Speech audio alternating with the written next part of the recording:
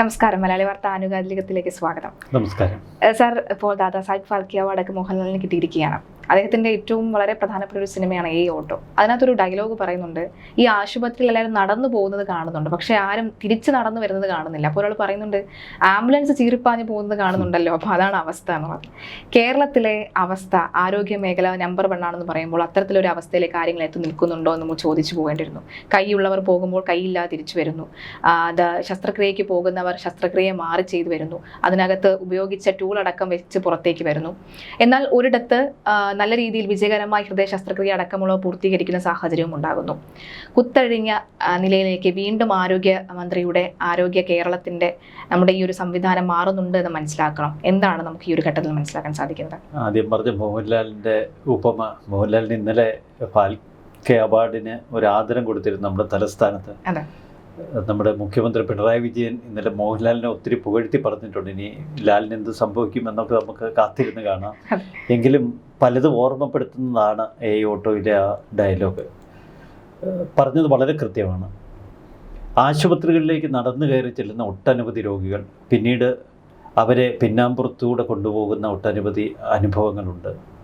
ഈ ആശുപത്രികളുടെ ഒക്കെ മോർച്ചറി അനുബന്ധ സംവിധാനങ്ങളെല്ലാം ആശുപത്രിയുടെ പുറകിലാണ്. മുൻവശത്ത് ഇതൊന്നും നമുക്ക് കാണാൻ കഴിയില്ല.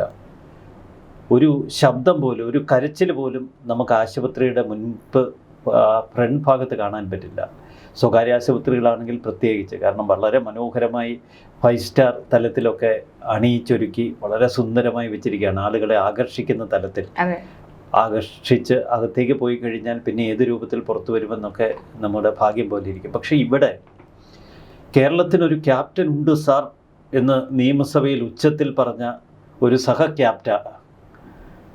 ക്യാപ്റ്റന് സ്തുതിഗീതങ്ങൾ വളരെ ഉച്ചത്തിൽ പുകഴ്ത്തുപാട്ടുകളായി നിയമസഭയിൽ പാടിയ വീണ ജോർജിന് വലിയൊരു പ്രതീക്ഷ ഉണ്ടായിരുന്നു കേരളത്തിൽ. കാരണം കെ ശൈലജയ്ക്ക് ശേഷം കേരളത്തിൻ്റെ ആരോഗ്യമന്ത്രിയായി അവർ ചുമതലയേൽക്കുമ്പോൾ ഒരു കപ്പാസിറ്റിയുള്ള മന്ത്രിയാണ് എന്നുള്ള ഒരു ധാരണ പൊതുവെ കേരളത്തിനുണ്ട്. പക്ഷേ അവർ വെറും ഒരു പാവമന്ത്രിയാണ്. ഒന്നിലും ശക്തമായി ഇടപെടാൻ കഴിയുന്നില്ല. പലപ്പോഴും വീണ ജോർജിൻ്റെ വാചക കസർത്തല്ലാതെ ആരോഗ്യ കാര്യങ്ങളിൽ യാതൊരുവിധ ശ്രദ്ധയും പുലർത്താൻ കഴിയുന്നില്ല. ഒരു വലിയ പ്രശ്നം കേരളത്തിൻ്റെ ഭരണകൂടം നേരിടുന്നുണ്ട്. കാരണം പഴയ തലത്തിലല്ല, ഇപ്പോൾ ഡോക്ടർമാരുടെ സംഘടനയൊക്കെ വളരെ ശക്തമാണ്. അതിനെ ക്രാക്ക് ചെയ്യാൻ നല്ല ഇച്ഛാശക്തിയുള്ള നല്ല മിടുമിടുക്കരായ മന്ത്രിമാരെ വേണം. പണ്ട് VM സുധീരനൊക്കെ നമുക്ക് ഓർമ്മയുണ്ട്. പിന്നീട് പല കാലഘട്ടങ്ങളിലും കേരളത്തിൻ്റെ ആരോഗ്യമന്ത്രിമാർ ശക്തരായിരുന്ന കാലഘട്ടമൊക്കെ നമുക്കറിയാം. പക്ഷേ ഇവിടെ എന്താണ് ഇപ്പോൾ സംഭവിക്കുന്നത്? ഇവിടെ കുത്തഴിഞ്ഞ നിലയിൽ നമ്മുടെ താലൂക്ക് ആശുപത്രികൾ, ജില്ലാ ആശുപത്രികൾ, മെഡിക്കൽ കോളേജുകൾ, ഹാരിസ് ചിറക്കൽ ഇക്കഴിഞ്ഞ ദിവസം പറഞ്ഞത് ഇപ്പോഴും നമ്മുടെ ഓർമ്മയിലുണ്ട്. മെഡിക്കൽ കോളേജിലെ സിസ്റ്റത്തെക്കുറിച്ച് പഠിപ്പിക്കാൻ അധ്യാപകരില്ല. യൂട്യൂബ് നോക്കിയാണ് മെഡിക്കൽ വിദ്യാർത്ഥികൾ പഠിക്കുന്നത്. അപ്പോൾ വളരെ ഭീകരമാണ് ഇപ്പോഴത്തെ അവസ്ഥ. പാലക്കാട് ജില്ലാ ആശുപത്രിയിൽ ഒരു കുട്ടിയെ സെപ്റ്റംബർ 24-ാം തീയതി കളിച്ചുകൊണ്ടിരുന്നപ്പോൾ നിലത്ത് വീണ് ചെറുതായിട്ടൊന്ന് കൈപൊട്ടി. അതിനെ ആശുപത്രിയിൽ എത്തിക്കുന്നു. അപ്പോൾ ചോര ഒലിക്കുന്ന നിലയിലാണ്, മുറിവുണ്ട്. ഡോക്ടർമാർ നോക്കി പരിശോധിച്ചു. തൊട്ടടുത്ത ദിവസം പ്ലാസ്റ്റർ ഇടാം. വേണ്ടത്ര പരിശോധന നടത്തിയിട്ടില്ല എന്നതാണ് ഇപ്പോൾ പുറത്തു വരുന്ന യഥാർത്ഥ വസ്തുതകൾ. 25-ാം തീയതി കയ്യിൽ പ്ലാസ്റ്റർ ഇടുന്നു. വീട്ടിൽ പൊയ്ക്കോ, ഇനി ഒരു കുഴപ്പമില്ല, 30-ാം തീയതി വന്നാൽ മതി. വീട്ടിലേക്ക് പോകുന്നു. ഈ പ്ലാസ്റ്റർ ഇട്ടതിൽ അപാകതയുണ്ട്. കൈക്കുള്ളിൽ മുറിവുണ്ടായിരുന്നു. ആ മുറിവ് പഴുത്തു. വേണ്ടത്ര മുറിവ് ഉണക്കാനുള്ള മരുന്നുകളോ ആൻറ്റിബയോട്ടിക്കുകളോ കൃത്യമായി കുട്ടിക്ക് നൽകിയില്ല. അവിടെ തുടങ്ങുന്നു ചികിത്സാ പിഴവ്. യഥാർത്ഥത്തിൽ ഈ കുട്ടിയുടെ കൈക്ക് എന്താണ് സംഭവിച്ചത് എന്ന് പോലും മനസ്സിലാക്കാതെ നമ്മുടെ ഡോക്ടർമാർ ഒരു യന്ത്രം പോലെ ആ കുട്ടിയെ, ഒരു പക്ഷേ ഡോക്ടർ തന്നെ പരിശോധിച്ചോ എന്നും നമുക്കറിയില്ല. അവിടെയുള്ള സഹായികളാവാം, അല്ലെങ്കിൽ അവിടെ ഉണ്ടായിരുന്ന നേഴ്സുമാരായി. ഇതൊന്നും ഒരു മനസ്സർപ്പിച്ച് ചെയ്ത ഒരു സംഭവമായിരിക്കില്ല. ഈ കുട്ടിയെ പ്ലാസ്റ്റർ ഇട്ട് വീട്ടിൽ വിടുന്നു. 30-ാം തീയതി തിരിച്ചു വരുന്നു. കൈയെല്ലാം പഴുത്തിരിക്കുന്നു. വല്ലാത്ത അവസ്ഥ. അപ്പോൾ അപകടം പണത്ത ജില്ലാ ആശുപത്രിക്കാർ മെഡിക്കൽ കോളേജിലേക്ക് റെഫർ ചെയ്തു. മെഡിക്കൽ കോളേജിലെത്തി എടുത്ത വയലിൽ ഡോക്ടർ ചോദിച്ചത് ഇതെന്താണ് അവിടെ സംഭവിച്ചതെന്നാണ്. ആ ഡോക്ടർക്ക് ഇതൊന്നും അറിയില്ലായിരുന്നു എന്നാണ്.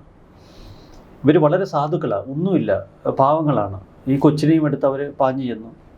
പെട്ടെന്ന് തന്നെ കുട്ടിയുടെ കൈ പരിശോധിച്ചു. ഈ രക്തഓട്ടം ഉണ്ടോ എന്നറിയാൻ ഈ ഡോപ്ലർ പരിശോധനയുണ്ട്. ഡോപ്ലർ പരിശോധന നടത്തിയപ്പോൾ രക്തഓട്ടം നിലച്ചിരിക്കുന്നു, കയ്യിൽ പഴുപ്പ് കയറിക്കൊണ്ടിരിക്കുകയാണ്. ഏറ്റവും അപകടകരമായ സാഹചര്യം. കുട്ടിയെ ബോധം കെടുത്തി കൈ മുറിച്ചു മാറ്റുന്നു. ബോധം തെളിഞ്ഞ കുട്ടി പൊട്ടിക്കരഞ്ഞുകൊണ്ട് എൻ്റെ കൈ എവിടെ എന്ന് ചോദിക്കുന്നു. 8 വയസ്സുള്ളൊരു കുട്ടിയാണ്. അതിൻ്റെ ഒരു നിസ്സഹായ അവസ്ഥ. ആ കുട്ടിയുടെ ആ കരച്ചിൽ ഒരു വല്ലാത്ത കാഴ്ചയാണ് കേരളത്തിൽ. കേരളം എങ്ങനെ ഇതിന് പ്രായശ്ചിത്തം ചെയ്യും? ഇവിടെയാണ് മന്ത്രി വീണ ജോർജിനോട് നേർക്കുനേർ ചില ചോദ്യങ്ങൾ രാഹുൽ മാങ്കൂട്ടത്തിൽ ഉയർത്തുന്നത്. ഞാൻ ആ ഫേസ്ബുക്ക് കുറിപ്പ് വളരെ അതിശക്തമായ വാക്കുകളാണ് അതിൽ ഉപയോഗിച്ചിരിക്കുന്നത്. പാലക്കാട് ജില്ലാ ആശുപത്രിയിൽ എന്തെങ്കിലും ഒരു നല്ല കാര്യം സംഭവിച്ചു എന്ന് ഒന്ന് ചിന്തിച്ചു നോക്കൂ. അടുത്ത നിമിഷം താങ്കൾ പാലക്കാട് എത്തി അത് സർക്കാരിൻ്റെയും മുഖ്യമന്ത്രിയുടെയും താങ്കളുടെയും നേട്ടങ്ങളുടെ പട്ടികയിലെ അടുത്ത പൊൻതൂവലായി ചിത്രീകരിക്കാൻ ആവശ്യമായ എല്ലാ ശ്രമങ്ങളും നടത്തിയില്ലേ? ആ നേട്ടത്തിന് കാരണക്കാരായ ആരോഗ്യ മേഖലയിൽ ഏതെങ്കിലും ജീവനക്കാർക്ക് എന്തെങ്കിലും പ്രസക്തിയോ പ്രാധാന്യമോ നിങ്ങൾ നൽകുമോ? അത്രയും അല്പത്തരങ്ങളുടെ ആൾരൂപമായി ഈ സർക്കാർ എന്തുകൊണ്ടാണ് ആരോഗ്യവകുപ്പിലെ നിരന്തര വീഴ്ചകളുടെ ഉത്തരവാദിത്വം ഏറ്റെടുക്കാത്തത്? എന്തുകൊണ്ടാണ് കപ്പിത്താനും അങ്ങേപ്പോലുള്ള കപ്പിത്താൻ സ്തുതിഗീതകരും ഉണ്ടായിട്ടും ആരോഗ്യമേഖലയുടെ പോരായ്മകൾക്ക് മാത്രം നാഥനില്ലാതെ പോകുന്നത്? കൈയൊടിഞ്ഞ് ചികിത്സയ്ക്കെത്തി 8 വയസ്സ് മാത്രം പ്രായമായ കുഞ്ഞ് മയക്കം കഴിഞ്ഞുണരുമ്പോൾ എൻ്റെ കൈ എവിടെ അമ്മേ എന്ന് ചോദിക്കേണ്ടി വരുന്നത് അങ്ങയുടെ വകുപ്പിൻ്റെ കഴിവുകേട് കൊണ്ട് മാത്രമാണ്. ആ കുഞ്ഞിൻ്റെയും ആ കുടുംബത്തിൻ്റെയും ഇനിയുമുള്ള കാലത്തെ ദുരിതങ്ങളുടെ എല്ലാം കാരണക്കാർ നിങ്ങൾ മാത്രമല്ലേ? ആ കുഞ്ഞും കുടുംബവും അനുഭവിക്കാൻ പോകുന്ന ട്രോമയ്ക്ക് താങ്കളുടെ പക്കൽ പ്രതിവിധിയുണ്ടോ? കൈ ഒടിഞ്ഞതിന് ചികിത്സയ്ക്ക് വരുന്നവരുടെ കൈ മുറിച്ചു മാറ്റുന്ന പിടിപ്പുകേടിന് അശ്രദ്ധ എന്നാണോ, ക്രൈം എന്നാണോ പറയേണ്ടത്? ഇങ്ങനെ തുടർച്ചയായി ഭീതിജനകമായ വീഴ്ചകൾ ഉണ്ടാകുമ്പോൾ സാധാരണ മനുഷ്യർ എങ്ങനെ വിശ്വസിച്ച് ആശുപത്രികളിലെത്തും? കഴിഞ്ഞ ദിവസം കരൂരിലൊരു ദുരന്തമുണ്ടായപ്പോൾ വേണമെങ്കിൽ ഒരു വിദഗ്ധ സംഘത്തെ തമിഴ്നാട്ടിലേക്ക് അയക്കാം എന്ന് താങ്കൾ പറഞ്ഞിരുന്നു മിനിസ്റ്റർ. സത്യത്തിൽ കൂടുതൽ ആളുകൾ വേണം. അത് തമിഴ്നാട്ടിലല്ല, പാലക്കാട് ജില്ലാ ആശുപത്രി അടക്കമുള്ള കേരളത്തിലെ സർക്കാർ ആശുപത്രികളിലാണ്. ഞാൻ MLA ആയതിനു ശേഷം എത്ര തവണ നേരിട്ടും കത്തുകൾ വഴിയും പാലക്കാട് ജില്ലാ ആശുപത്രിയുമായി ബന്ധപ്പെട്ടുള്ള പോരായ്മകൾ താങ്കളുടെ ശ്രദ്ധയിൽപ്പെടുത്തിയിട്ടും അതിലെ താങ്കളുടെ വകുപ്പിൻ്റെ വളരെ കൃത്യമായ ചോദ്യങ്ങളാണ് രാഹുൽ മാങ്കൂട്ടം വീണ ജോർജിന് നേർക്ക് ഉയർത്തിയിരിക്കുന്നത്. അതിനുശേഷം അദ്ദേഹം ആ പോസ്റ്റിൽ പറയുന്ന താങ്കളുടെ വകുപ്പിൽ നിന്ന് ആരും തന്നെ അതിനെക്കുറിച്ച് ഒന്നും പറയുന്നില്ല. നേരിട്ടും അല്ലാതെയും നിരവധി പരാതികൾ, നിവേദനങ്ങൾ നൽകിയപ്പോൾ അതൊക്കെ പുച്ഛഭാവത്തോടു കൂടി തള്ളിക്കളയുകയാണ് ചെയ്തതെന്നൊക്കെയാണ് അദ്ദേഹം പറഞ്ഞു നിർത്തുന്നത് ആ പോസ്റ്റ്. അല്ല, വളരെ ദൈർഘ്യമേറിയ ഒരു പോസ്റ്റാണ്. അതുകൊണ്ടാണ് ഞാൻ പിന്നെ താഴേക്ക് ഒത്തിരി ഉണ്ടത്. അതിൻ്റെ ഒരു സാരൂപം ഇങ്ങനെയാണ്. അദ്ദേഹം കൃത്യമായി, അതായത് പാലക്കാടിലുള്ള ഈ നിലവിലെ ഈ ഒരു സാഹചര്യം കൃത്യമായി മന്ത്രിയെ ബോധ്യപ്പെടുത്തിയാലും വേണ്ട നടപടികൾ അവർ സ്വീകരിക്കുന്നില്ല. ഇത് കൺക്ലൂഡ് ചെയ്തിരിക്കുന്നത് ആരോഗ്യ വകുപ്പിന്റെ നിരന്തര അനാരോഗ്യം പരിഹരിക്കാതെ ഇങ്ങനെ മുന്നോട്ട് പോകുമ്പോൾ ജനമാണ് ദുരിതത്തിലാകുന്നത് എന്ന് മന്ത്രി മറക്കരുത്. കപ്പൽ ഉലഞ്ഞാലും ഇല്ലെങ്കിലും ജനത്തിന്റെ ആരോഗ്യമാകെ ഉലയുന്നുണ്ട്. നല്ല കൃത്യമായ ചാട്ടുടി പോലത്തെ പ്രയോഗമാണ് രാഹുൽ മാങ്കൂട്ടം തൊടുത്തിരിക്കുന്നത്. ഇതിൽ രാഹുൽ ഉയർത്തിയിരിക്കുന്ന ചില പ്രസക്തമായ ചോദ്യങ്ങളുണ്ട്. ഒരു വീഴ്ച നിങ്ങൾ എന്തുകൊണ്ട് ഏറ്റെടുക്കുന്നില്ല? ആരോഗ്യരംഗത്തെ ഒരു നേട്ടം ആരോഗ്യമന്ത്രിയുടെ, മുഖ്യമന്ത്രിയുടെ പൊൻതൂവലായി സർക്കാരിൻ്റെ ഏറ്റവും വലിയ മേന്മയായി ഇവർ ആഘോഷിക്കില്ലേ? അപ്പോൾ പിന്നെ ഈ ആരോഗ്യരംഗത്ത് സംഭവിക്കുന്ന വീഴ്ചകളുടെ ഉത്തരവാദിത്വം ഏറ്റെടുക്കണ്ടേ? എന്തുകൊണ്ട് 8 വയസ്സുള്ള ഒരു പാവ കുഞ്ഞിൻ്റെ കൈ മുറിച്ചെറിഞ്ഞിട്ട് ഇവർ ഇത്ര നിസ്സംഗതയോടെ ഇതിന് നേർക്ക് നോക്കി നിൽക്കുന്നു? ആരോഗ്യമന്ത്രി എന്തുകൊണ്ട് പാലക്കാട് പെട്ടെന്ന് എത്തിയില്ല? ആ കുടുംബത്തോടൊപ്പം അവർ ചെലവഴിക്കേണ്ട സമയമാണ്. ഇത് സാധാരണ നമ്മൾ കാണാറുള്ളത് പോലെ തന്നെ ഈ കേസ് അന്വേഷിക്കാൻ 2-3 ഡോക്ടർമാരെ മെഡിക്കൽ കോളേജിൽ ഉൾപ്പെടെ ഒരു ബോർഡിനെ ഫിക്സ് ചെയ്യുന്നു. ഡോക്ടർമാർ തങ്ങളുടെ കൂട്ടത്തിൽപ്പെട്ട ഒരു ഡോക്ടറാണ്. ഒരിക്കലും അവർ ചതിക്കില്ല. ആശുപത്രിക്ക്, ജില്ലാ ആശുപത്രിയിൽ വീഴ്ച ഉണ്ടായില്ല എന്ന റിപ്പോർട്ട്, പ്രാഥമിക റിപ്പോർട്ട് കൊടുത്തു. സർക്കാർ മുഖം രക്ഷിക്കാൻ വീണ്ടും ഒരു വിദഗ്ധ സമിതിയെ നിയോഗിച്ചിരിക്കുകയാണ്. ഇതിങ്ങനെ നടക്കും. അതിൽ ഡോക്ടർക്കോ ഇതിൽപ്പെട്ടവർക്കൊന്നും യാതൊരുവിധ അപകടങ്ങളും സംഭവിക്കത്തില്ല. അവർക്കെതിരെ ഒരു ആക്ഷനും ഉണ്ടാകില്ല. കൈപോയ കൊച്ചിന് പോയി, ആ കുടുംബത്തിന് പോയി. നമ്മുടെ ആരോഗ്യമന്ത്രി 2 ദിവസം കഴിയുമ്പോൾ വീണ്ടും അവരവരുടെ ഒരു ലോകത്തേക്ക് തിരിയും. ക്യാപ്റ്റൻ്റെ ഒരു വലിയ വിശാല ലോകത്തായിരിക്കും. ജില്ലാ ആശുപത്രികളുടെ അപര്യാപ്തതകളെക്കുറിച്ചോ മെഡിക്കൽ കോളേജുകളുടെ അപര്യാപ്തതയെക്കുറിച്ചോ ഇവർ തിരിഞ്ഞു നോക്കില്ല. കാരണം അവർക്കിനി ഇലക്ഷന് കുറച്ച് ദിവസമേ ഉള്ളൂ. ഇലക്ഷൻ വരെ എങ്ങനെയെങ്കിലും ഈ സിസ്റ്റം ഒന്ന് ഓടിച്ചെത്തിക്കുക, അത് മാത്രമാണ് അവരുടെ ലക്ഷ്യം. ശസ്ത്രക്രിയയ്ക്ക് ഉപകരണങ്ങളില്ല, അതുകൊണ്ട് ശസ്ത്രക്രിയകൾ മുടങ്ങിപ്പോകുന്നു എന്ന് തിരുവനന്തപുരത്തെ ഒരു ഡോക്ടർ പറഞ്ഞത് എത്രമാത്രം വിവാദമായി. സത്യം വിളിച്ചു പറഞ്ഞതിൻ്റെ പേരിൽ ആ ഡോക്ടർക്കെതിരെ എത്ര ക്രൂരമായാണ് ഈ സർക്കാർ പെരുമാറിയത്. അതിനുശേഷം എത്രയെത്ര കാഴ്ചകൾ. കോട്ടയം മെഡിക്കൽ കോളേജിൽ ഭിത്തി ഇടിഞ്ഞു വീണ് രോഗിക്ക് കൂട്ടായി നിന്നൊരു അമ്മയുടെ മരണം, അത് നമ്മെ ഏറെ വേദനിപ്പിച്ചു. തിരുവനന്തപുരത്തെ ഒരു ആശുപത്രിയിൽ നമ്മൾ കണ്ടതാണ്. ഹൃദയ ശസ്ത്രക്രിയക്കിടയിൽ ആ നൂല് തുന്നിച്ചേർത്ത് അവർക്ക് ഒരു കാലത്തും ഇനി അതിൽ നിന്ന് മുക്തിയില്ലാത്ത വിധത്തിൽ ജീവിതം ദുരിതക്കയത്തിലേക്ക് തള്ളിവിട്ട ഡോക്ടറുടെ ക്രൂരത. ഈ ശസ്ത്രക്രിയ എന്നൊക്കെ പറയുന്നത് വളരെ സൂക്ഷ്മതയോടെ ചെയ്യേണ്ട, വളരെ അർപ്പിതബോധത്തോടെ ചെയ്യേണ്ട ഒരു പ്രവൃത്തിയാണ്. അതുപോലെ തന്നെ ഇപ്പോൾ കൈയൊടിഞ്ഞ ഒരവസ്ഥയിലൊക്കെയുള്ള ചികിത്സ. ഞാൻ അടുത്ത ദിവസം ഒരു ഡോക്ടറോട് സംസാരിക്കുമ്പോൾ അദ്ദേഹം എന്നോട് പറയുകയാണ്, തിരുവനന്തപുരത്തെ ഒരു വളരെ സർക്കാർ തലത്തിലെ ഏറ്റവും പ്രശസ്തമായ ആശുപത്രിയിൽ ഈ വോളണ്ടറി സർജറി ഒക്കെ ചെയ്യുന്ന ഡോക്ടറാണ്. മറ്റേ വേറൊരു സ്വകാര്യ മേഖലയിൽ പ്രവർത്തിക്കുന്നു, പക്ഷേ പണം മേടിക്കാതെ സർക്കാർ ആശുപത്രികളിൽ പോയി സർജറി ചെയ്തു. അദ്ദേഹം പറയുന്നു, ഉച്ച കഴിഞ്ഞൊക്കെ ഒരു മേജർ സർജറി തുടങ്ങിയാൽ വൈകുന്നേരം ഒരു 7-7:30 ചിലപ്പോൾ അങ്ങ് നീണ്ടുപോകും, രാത്രി 8-9 മണി വരെ നീണ്ടുപോകും. അപ്പോൾ ഈ ഷിഫ്റ്റ് കഴിഞ്ഞ് പോകേണ്ട ഓപ്പറേഷൻ തിയേറ്ററിലെ സ്റ്റാഫുണ്ട്, അവരുടെ ഷിഫ്റ്റ് ടൈം കഴിയുമ്പോൾ തൊട്ട് അവർ മുറുമുറുക്കാൻ തുടങ്ങും. ഡോക്ടർ ഒന്ന് പെട്ടെന്ന് തീർക്ക്, കുട്ടി വെയിറ്റ് ചെയ്യുന്നു, അല്ലെങ്കിൽ പല പ്രശ്നങ്ങൾ. ഇതിനിടയിൽ ഒരു ഏകാഗ്രത പലപ്പോഴും നഷ്ടപ്പെട്ടു പോകാറുണ്ടെന്ന് അദ്ദേഹം പറഞ്ഞു. അപ്പോൾ ഈ ഏറ്റവും ഒടുവിൽ ഈ സ്റ്റിച്ചിങ് പ്രോസസ്സൊക്കെ ഉണ്ട്, അതൊന്നും പ്രോപ്പറായി ചെയ്തെത്തത്തില്ല. എവിടെയെങ്കിലും ഒരു വീഴ്ച ഉണ്ടെങ്കിൽ രോഗിയുടെ ജീവൻ പോകാം. അവിടെ വെച്ചായിരിക്കില്ല, ഒരുപക്ഷെ നാളുകൾക്ക് ശേഷമായിരിക്കാം. ഇതുപോലെ ചികിത്സാ പിഴവ് കൊണ്ട് കേരളത്തിൽ എത്ര മരണങ്ങളുണ്ടാകുന്നു. ഇതൊന്നും ഒരു കാലത്തും തെളിയിക്കപ്പെടത്തില്ല. കാരണം ഇത് അന്വേഷിക്കുന്നത് ഇതേ മെഡിക്കൽ ബോർഡാണ്, ഇതേ ഡോക്ടർമാരുടെ മറ്റൊരു സംഘമാണ് അന്വേഷിക്കുന്നത്. ഇനി ആശുപത്രിയിൽ വെച്ച് ഏതെങ്കിലും ഒരു ഡോക്ടറോട് സ്വരമൊന്നും ഉയർത്തി സംസാരിച്ചാലോ?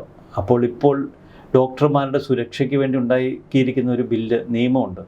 അതിൻ പ്രകാരം പ്രതിയെ അപ്പോൾ തന്നെ ജാമ്യമില്ലാ വകുപ്പ് പ്രകാരം അറസ്റ്റ് ചെയ്യാം. ഡോക്ടർമാർക്ക് അവർക്കൊരു പ്രത്യേക സുരക്ഷ ഒരുക്കി കൊടുത്തിരിക്കുന്നു. മറുവശത്ത് ഡോക്ടർമാർ അവരുടെ ജോലി കൃത്യമായി ചെയ്യുന്നുണ്ട് എന്ന് ഉറപ്പുവരുത്താനുള്ള ധാർമ്മിക ഉത്തരവാദിത്വം ഇവിടുത്തെ ഭരണകൂടത്തിന് മാത്രമേ ഉള്ളൂ. സാധാരണ ജനങ്ങൾക്ക് ഇടപെടാൻ കഴിയില്ല, രോഗികളുടെ കൂട്ടിരിപ്പുകാർക്ക് ഇടപെടാൻ കഴിയില്ല. മുമ്പൊരിക്കൽ ചങ്ങനാശ്ശേരിയിലെ ഒരു ആശുപത്രിയിലെ ഒരു വാർത്ത നമ്മളാണെന്ന് പുറത്തു കൊണ്ടുവന്നത്. ഞാൻ കോവിഡ് കാലത്ത്, ഇപ്പോഴും ആ വാർത്ത ഇടയ്ക്കൊക്കെ എൻ്റെ മനസ്സിലുണ്ട്. ഒരു ഭാര്യയും ഭർത്താവും കോവിഡ് മൂലം ആശുപത്രിയിൽ ചികിത്സിക്കാനെത്തുന്നു. അന്ന് ഭാര്യയോട് അപമര്യാദയായി ഡോക്ടർ പെരുമാറുന്നു. അതിനെതിരെ ഈ രോഗി കടുത്ത നിലയിൽ പ്രതികരിക്കുന്നു. പിന്നീട് രോഗിയെ അന്ന് ഈ കോവിഡിൻ്റെ സമയമായതുകൊണ്ട് ശ്വാസം കിട്ടാനുള്ള പ്രയാസമൊക്കെ ഉണ്ട്. അപ്പോൾ മാസ്ക് വെച്ച് ആണ് രോഗിയെ ചികിത്സിക്കുന്നത്. അപ്പോൾ ഈ ഡോക്ടർ രോഗിയെ ഇടയ്ക്ക് മാസ്ക് മാറ്റിയെന്നും മാസ്ക് മാറ്റാൻ ശ്രമിച്ചുവെന്നും ഒക്കെ അതിനുള്ളിൽ നിന്ന് തന്നെ ചില മുറുമുറുപ്പുകൾ ഉയർന്നു. മറ്റൊരു ഡോക്ടറാണ് എന്നെ നേരിട്ട് വിളിച്ചു പറഞ്ഞത്. പിന്നീട് ഈ രോഗി മരിച്ചുപോയി.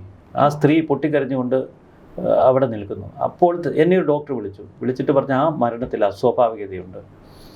ആ സ്ത്രീയെ ഇയാൾ കടന്നു പിടിക്കാൻ ശ്രമിച്ചു. അതിനെതിരെ ആ സ്ത്രീ പ്രതികരിച്ചു. അതിനെ തുടർന്ന് ഈ രോഗി അതിശക്തമായി, ഞാൻ ഈ ആശുപത്രിയിൽ നിന്നൊന്ന് ഇറങ്ങട്ടെ, തന്നെ കാണിച്ചു തരാം എന്ന് ഈ ഡോക്ടറോട് പറഞ്ഞിരുന്നു. അതുകൊണ്ട് തന്നെ ആ മരണം ഒരു സ്വാഭാവിക മരണമല്ല, ഒരു കൊലപാതകമാണെന്ന് എനിക്ക് സംശയമുണ്ടെന്ന് മറ്റൊരു ഡോക്ടർ എന്നോട് പറഞ്ഞു. ഞാൻ അതിന് പ്രകാരം ഈ അസ്വാഭാവികത ഉയർത്തിക്കൊണ്ടൊരു വീഡിയോ ചെയ്തു. പെട്ടെന്ന് ഈ സ്ത്രീ അടക്കം അവരുടെ കുടുംബാംഗങ്ങൾ മുഴുവൻ എന്നെ ബന്ധപ്പെട്ടു. നമ്മളുടെ ഒരു പെട്ടെന്ന് റിപ്പോർട്ടർ അവിടെ എത്തുകയും ചെയ്തു. വളരെ നടുക്കുന്ന വിവരങ്ങളാണ്. SNDPയുമായി ബന്ധമുള്ള ഒരു രോഗിയായിരുന്നത്. ഇങ്ങനെ പലതും നമ്മുടെ ആശുപത്രികളിൽ സംഭവിക്കുന്നു. വളരെ വേദനിപ്പിക്കുന്ന, വളരെ ദുഃഖകരമായ ഒട്ടനവധി സംഭവങ്ങളുണ്ട്. ഒരു പക്ഷേ നല്ല ഡോക്ടർമാർ ഒരുപാടുണ്ട്. നമുക്കറിയാം, നമ്മൾ ആശുപത്രികളിലേക്ക് ചെല്ലുമ്പോൾ രോഗികളെ ദൈവത്തെ പോലെ കാണുന്ന, ഇത് ദൈവനിയോഗമെന്ന് കാണുന്ന ഒട്ടനവധി ഡോക്ടർമാരുണ്ട്. അവർ അർപ്പിതബോധത്തോടെ ജോലി ചെയ്യുന്നു. എന്നാൽ മറുവശത്തോ മൊബൈൽ മാനിയക്കായിട്ട് സൈക്കോ തകരാറുകളുള്ള ഒട്ടനവധി ഡോക്ടർമാരുണ്ട്.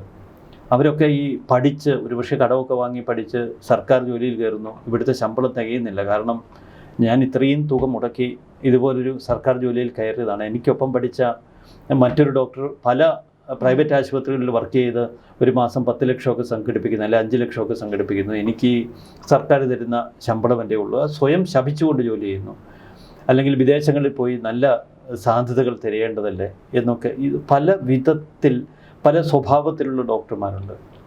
അതുകൊണ്ട് തന്നെ ഈ ആരോഗ്യരംഗം നിയന്ത്രിക്കുന്ന മന്ത്രി അങ്ങേയറ്റം കഴിവുള്ള ഒരു മന്ത്രിയായിരിക്കണം. ഇല്ലെങ്കിൽ ഈ സംവിധാനം നയിക്കാൻ കഴിയില്ല. കുറച്ച് മേക്കപ്പ് ഒക്കെ ഇട്ട് മാധ്യമപ്രവർത്തകരുടെ മുന്നിൽ പോയി വടിവത്തെ അക്ഷരങ്ങൾ കൊണ്ട് സംസാരിച്ചാൽ നമ്മുടെ ആരോഗ്യരംഗം കാര്യക്ഷമമാകില്ല. എത്രയെത്ര തകർച്ചകൾ നമ്മൾ കാണുന്നതാണ്, എത്രയെത്ര മരണം നമ്മൾ കാണുന്നതാണ്. ആരോഗ്യമേഖല കുത്തഴിഞ്ഞ് കിടക്കുന്നതെന്ന് മാത്രമല്ല, നമ്മുടെ ജില്ലാ ആശുപത്രികൾ, താലൂക്ക് ആശുപത്രികളൊക്കെ വേണ്ടത്ര എക്യുപ്ഡ് അല്ല, ഉപകരണങ്ങളില്ല, പ്രൊഫഷണലിസം ഇല്ല. ഇപ്പോഴും ഒരു രോഗി അങ്ങോട്ടേക്ക് കടന്നു ചെല്ലുമ്പോൾ വളരെ പ്രാകൃതമായ നിലയിലാണ് ഡീൽ ചെയ്യുന്നത്. ലോകം മാറി, അതൊന്നും ഇവർ മനസ്സിലാക്കുന്നില്ല. വിദേശ രാജ്യങ്ങളിലൊക്കെ ഒരു രോഗിയെ എത്രമാത്രം പെയിൻലെസ് ആയിട്ടാണ് പല ട്രീറ്റ്മെൻറ്റുകളും നടത്തുന്നത്. ഇവിടെ നമ്മുടെ ഈ സ്ട്രെച്ചറിലേക്കൊന്ന് കയറണമെങ്കിൽ, ആ സ്ട്രെച്ചറിൽ നിന്നൊന്ന് ഇറങ്ങണമെങ്കിൽ, ഓപ്പറേഷൻ കഴിഞ്ഞ ഒരു രോഗിയെ നമ്മളിപ്പോൾ സ്വകാര്യ ആശുപത്രിയിലൊക്കെ കാണാം, ഈ അഡ്ജസ്റ്റബിൾ ആയിട്ടുള്ള സ്ട്രക്ചറുകൾ, അല്ലെങ്കിൽ ഈ ബെഡിലേക്ക് അങ്ങ് സ്വിച്ച് ചെയ്യാനൊക്കെയുള്ള സംവിധാനങ്ങൾ. സർക്കാർ ആശുപത്രിയിൽ അതൊന്നുമില്ല. ഈ വീല് പോലും ശരിക്കും ഓടിയല്ല, ഉള്ള കട്ടറിലൊക്കെ ചാടി സർജറിയൊക്കെ ചെയ്ത് വരുന്ന ഒരാളെ കൊണ്ടുപോകുന്നൊരവസ്ഥ. ഈ കൈ ഒടിഞ്ഞ ഒരാൾ അവിടെ ചെന്നാലോ, ഈ എക്സ്റേ എടുക്കണമെങ്കിൽ ഉള്ള ഊടുവഴിയിലൂടെ എല്ലാം ഈ സ്ട്രക്ചർ തള്ളിക്കൊണ്ട് പോകുന്നു, അല്ലെ വീൽ ചെയർ തള്ളിക്കൊണ്ട് പോകുന്നു. ഈ തള്ളിക്കൊണ്ട് പോകുന്നതിന് പൈസ കൊടുത്തില്ലെങ്കിലോ അതിനുള്ള കുഴിയിലെല്ലാം കൊണ്ടുപോയിടും. പൈസ കൊടുത്താലേ അല്പമെങ്കിലും ഒരു കരുണ കാണിക്കൂ. പൈസ കൊടുത്ത് കുറഞ്ഞു പോയാലോ അവിടെയും കരുണയില്ല. ഈ സർക്കാർ ആശുപത്രികളിലെ ചികിത്സ തേടേണ്ടി വരുന്ന ഹതഭാഗ്യരുടെ ഒരു വിധി, അത് വല്ലാത്തൊരു വിധി തന്നെയാണ്. കൂട്ടിരിപ്പുകാർക്ക് അവർക്ക് ഒരു സ്വസ്ഥതയില്ല. അവർ ഒട്ടും അക്കോമഡേറ്റ് ചെയ്യാനുള്ള സ്ഥലം മിക്ക ആശുപത്രികളിലുമില്ല. അതുകൊണ്ട് തന്നെ അവർ സ്വയം ശപിച്ചാണ് ഇരിക്കുന്നത്. നമുക്ക് ഈ ആശുപത്രികളുടെ ഒരു ഭീകരത വല്ലാത്തതായി തോന്നും പലപ്പോഴും. ഒന്ന്, ഒരു ആശുപത്രിയിലേക്ക് കൊണ്ടുപോയ ഒരു രോഗി വല്ലാത്തൊരവസ്ഥയിൽപ്പെടുമ്പോൾ വളരെ വേണ്ടപ്പെട്ടവർ പോലും ചിലപ്പോൾ കൈമലർത്തും. രോഗി നിസ്സഹായനായി മാറുന്ന അവസ്ഥയാണ്. നമുക്ക് ഏറെ വേദന തോന്നും പലതും കാണുമ്പോൾ. ഇതിനൊക്കെ ഒപ്പം മാനസികമായുള്ളൊരു വളർച്ച ഒരു മന്ത്രിക്കുണ്ടാവണം, ഒരു ഭരണകൂടത്തിനുണ്ടാവണം, ഒരു മുഖ്യമന്ത്രിക്കുണ്ടാവണം. അതിന് കാര്യക്ഷമത ഉണ്ടാകണം. അല്ലാതെ ഇതിനെയെല്ലാം അലങ്കരിച്ചു കൊണ്ടുപോകാൻ നമുക്ക് കഴിയില്ല. പുറമേക്ക് എത്ര മൂടി വെച്ചാലും, എത്ര പൊതിഞ്ഞു വെച്ചാലും, എത്ര ചായം പൂശിയാലും അതിലെ സത്യം പെട്ടെന്ന് ജനങ്ങൾ തിരിച്ചറിയും. ആ കാലഘട്ടത്തിലാണ് നമ്മൾ ജീവിക്കുന്നത്. ഈ കൊച്ചിന്, ഈ കൈ നഷ്ടപ്പെട്ട ഈ കുട്ടിക്ക് എന്ത് പ്രായശ്ചിത്തം കേരളം ചെയ്യും? അതിനെ പൂർണ്ണമായി ഏറ്റെടുക്കണം. ആ കുട്ടിയുടെ ഭാവി ജീവിതം എല്ലാം, അതിന് എത്ര കോടികൾ മുടക്കേണ്ടി വന്നാലും അതൊരു ബാധ്യതയായി ഒരു സംസ്ഥാനം കരുതരുത്. കാരണം അത് നമ്മുടെ ധാർമ്മിക ഉത്തരവാദിത്തമാണ്. ഈ അശ്രദ്ധമായി ചികിത്സ നടത്തിയ ഡോക്ടർക്കെതിരെ ശക്തമായ നടപടികളെടുക്കാനുള്ള ആർജവം നമ്മുടെ ആരോഗ്യമന്ത്രിക്കുണ്ടോ?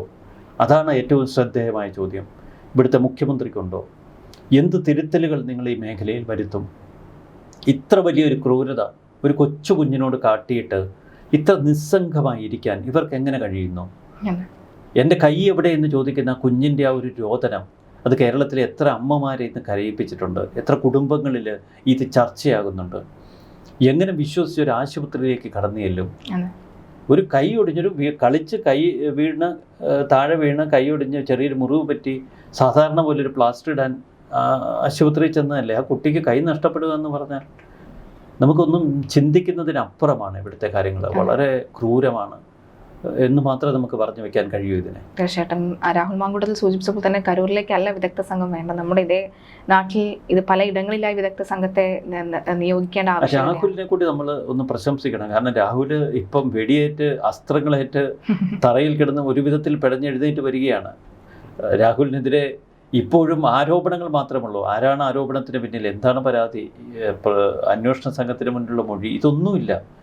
പക്ഷെ തൊട്ടിപ്പുറത്ത് രാഹുൽ തൻ്റെ മണ്ഡലത്തിൻ്റെ പ്രശ്നങ്ങളിൽ സജീവമായി ഇടപെടുന്നു. ഈ കുറിപ്പ് ഇന്ന് വീണ ജോർജിൻ്റെ അകം വെട്ടിച്ചിരിക്കാം. കാരണം വീണ ജോർജിനെ അഡപടലം വെട്ടിലാക്കുന്നൊരു കുറിപ്പാണ് രാഹുൽ ഇന്ന് തൊടുത്തിരിക്കുന്നത്. കേരളത്തിൻ്റെ പല മണ്ഡലങ്ങളിലും ഇത്തരം ഭീകരതകൾ നടക്കുന്നുണ്ട്. അവരൊക്കെ പ്രതികരണവുമായി രംഗത്തെത്തിയാൽ ഈ ആരോഗ്യമന്ത്രിക്ക് അവിടെ ഈ മന്ത്രിമന്ദിരത്തിൽ അഥവാ മന്ത്രിയുടെ ഓഫീസിൽ ഇങ്ങനെ അടയിരിക്കാൻ കഴിയില്ല. ജനങ്ങളിലേക്ക് ഇറങ്ങണം, ജനങ്ങളുടെ പ്രശ്നങ്ങളിലേക്ക് ഇറങ്ങണം. അവിടെ ഓരോ ആശുപത്രികളിലും ചെന്ന് അവിടുത്തെ ദുരിതം അവർ നേരിട്ട് മനസ്സിലാക്കണം. വല്ലാത്ത കാഴ്ചയാണ് കേരളത്തിൽ. തീർച്ചയായിട്ടും ഇതിനേക്കാളും ഭേദം ശവന്തീനി കഴുകന്മാരാണെന്ന് പലപ്പോഴും തോന്നിപ്പോകുന്ന അവസ്ഥയിലൂടെ കടന്നു പോകുന്നു. തീർച്ചയായിട്ടും നമ്മുടെ ആവശ്യം ആ കുട്ടിയുടെ തുടർ ചികിത്സ സർക്കാർ ഏറ്റെടുക്കുമെന്നാണ് നമുക്ക് ഇപ്പോഴും ഏറ്റവും കൂടുതലും നമുക്ക് അങ്ങനെ അറിയാൻ സാധിക്കുന്നത്. സർക്കാർ തുടർ ചികിത്സ ഏറ്റെടുക്കുമെന്നത്. അത് മാത്രം പോരാ, ഇതിന് പിന്നിലുള്ള കാരണക്കാർ ആരാണെന്ന് കൃത്യമായി കണ്ടെത്തണം. ഇനിയും ഇത്തരം ഒരു 8 വയസ്സുകാരിയോ അല്ലെങ്കിൽ ഇനി ഒരു വ്യക്തിക്ക്, ഒരു രോഗിക്ക് ഇത്തരമൊരു നഷ്ടം ഉണ്ടാകാതിരിക്കട്ടെ എന്ന് മാത്രം നമുക്ക് ആശംസിക്കാം. ഇനിയെങ്കിലും കണ്ണു തുറക്കുക ഈ ആരോഗ്യ കേരളം. തീർച്ചയായിട്ടും. നന്ദി. നമസ്കാരം.